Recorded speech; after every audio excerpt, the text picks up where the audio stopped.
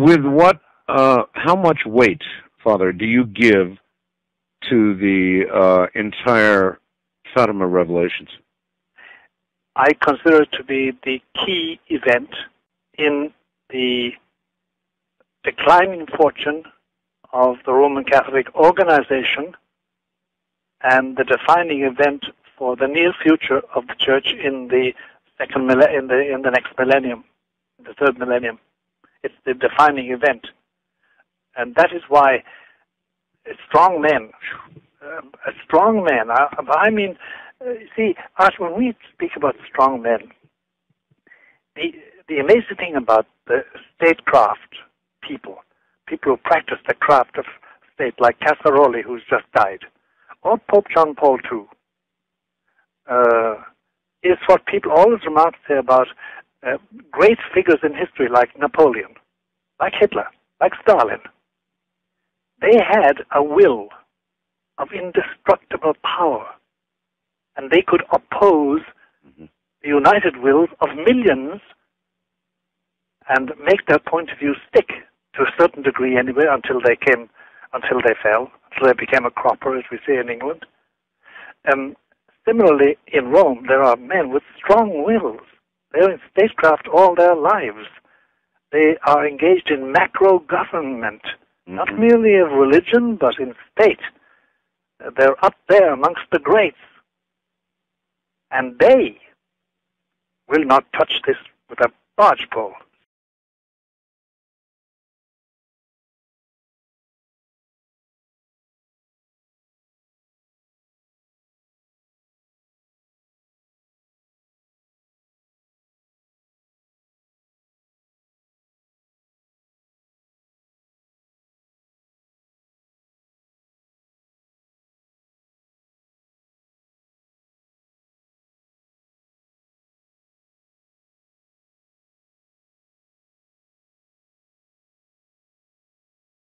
In Texas, you want to talk about the earthquake? Go ahead.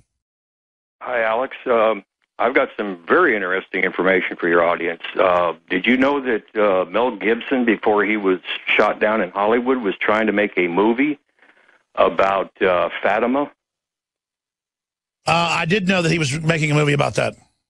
Yes, and do you know what the crux of it was? It was that the third secret of Fatima portended a natural disaster would affect the entire planet. I knew he was working on that. Maybe they did go after him as he's making that. I don't know. What do you think? Luciferians, we know that, and they know their time is short. And they know this disaster is coming, and they've got to get control of us before they retreat down into their underground bunkers to ride this thing out. I know this. They've never been building more bunkers than now worldwide, and the elite's acting like it's the end of the world or something, and they're digging in everywhere, and they're just don't care what we think anymore, and stuff is getting weird. I agree with you.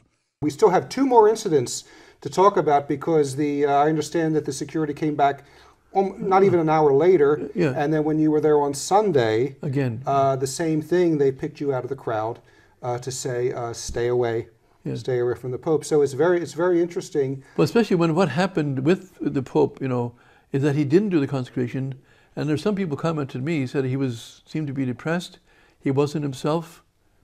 In our Crusader, we talk about he could have been threatened himself.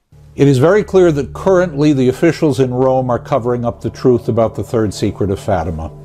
The simple fact that those who should be proclaiming the message are hiding it means that they themselves are going to be led into a desperate condition. What that is, we do not know. But they will certainly suffer. They will be punished. We have been told nations will be annihilated. There is a time of great suffering at hand.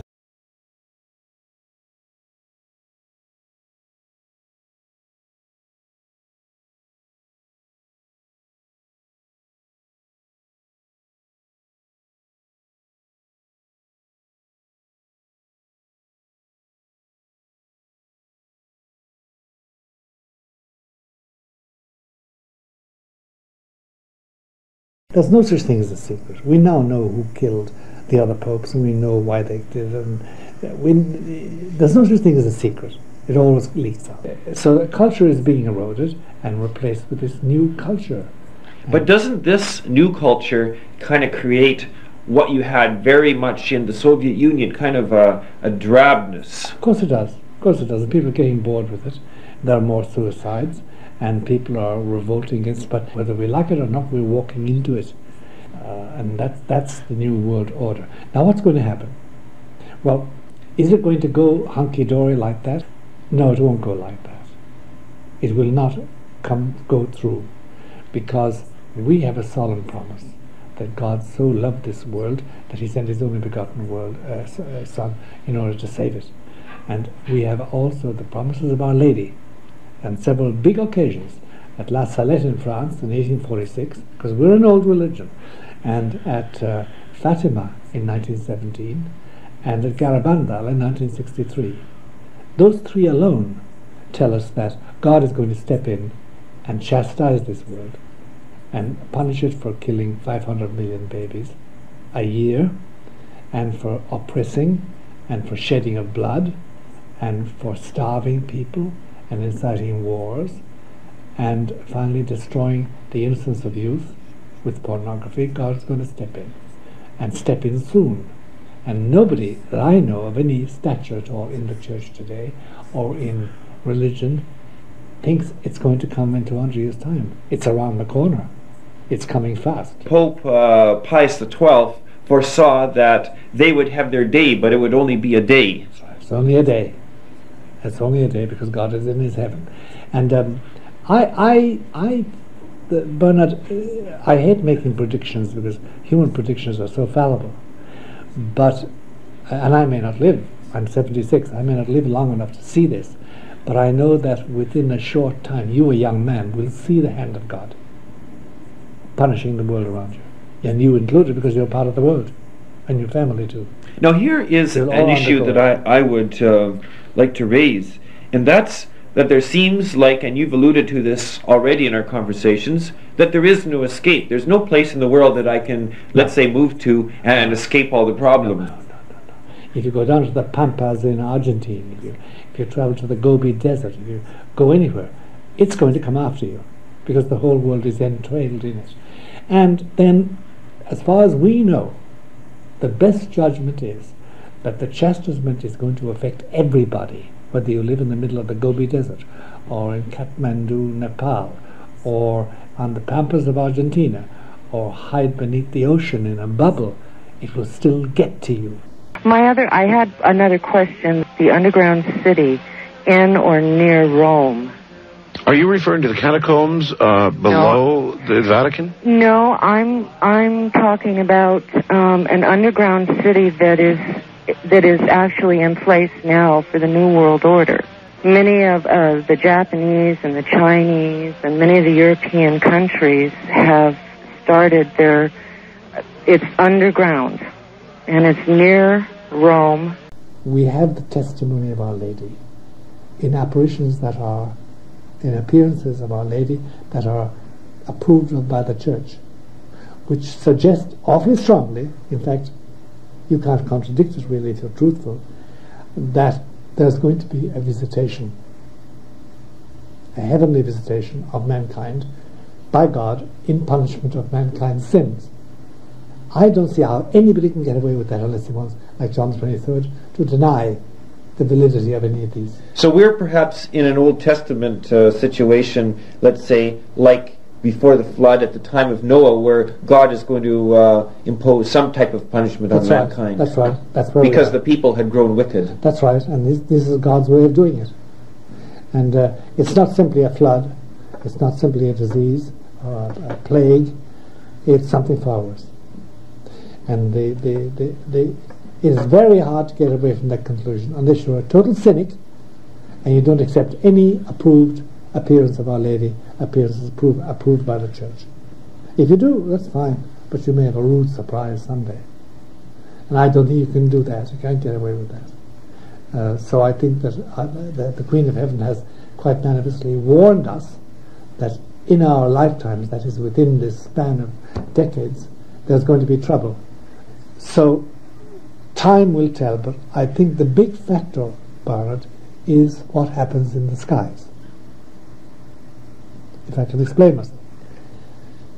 I think that keep your eyes on the skies is a very good motto. I think that Our Lady's sign is going to appear in the skies soon, not late. I think it's going to come as a shock to everybody. It's going to alert everybody that there is a God and that they are redevable, as the French say, that they are responsible to Him. It won't convert anybody. It'll confirm those with faith. It may help those who are quavering in their faith.